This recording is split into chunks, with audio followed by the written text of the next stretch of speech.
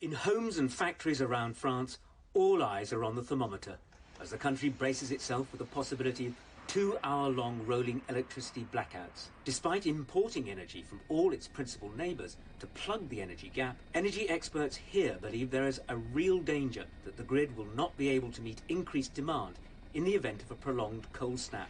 In a major national awareness campaign, householders have been advised to curb their energy consumption. Among the suggestions are to reduce heating to 19 degrees Celsius, turn off unused appliances and switch off lights. The authorities hope that will cut demand by 10% at peak times. A special app and website called EcoWatt has been set up to warn consumers in advance if they will be subject to a power cut.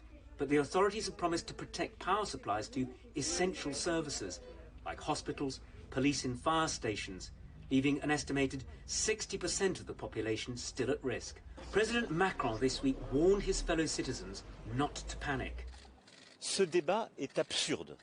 This debate is absurd. The role of the public authorities is not to spread fear nor to govern by fear. The role of the government, of ministers, is to do their job and provide energy. That's it.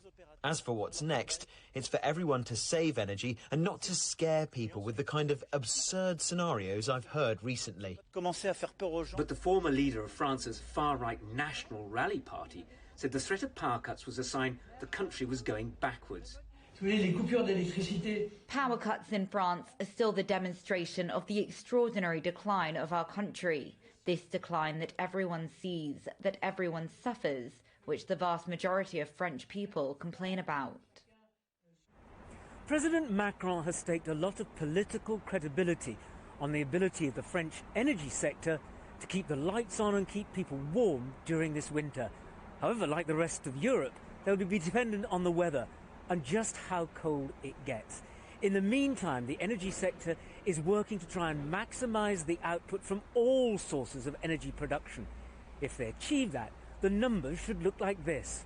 More than 70% of the country's power will come from nuclear, hydro 10.8%, while renewables like wind and solar, along with gas and coal, supply the remaining 18%.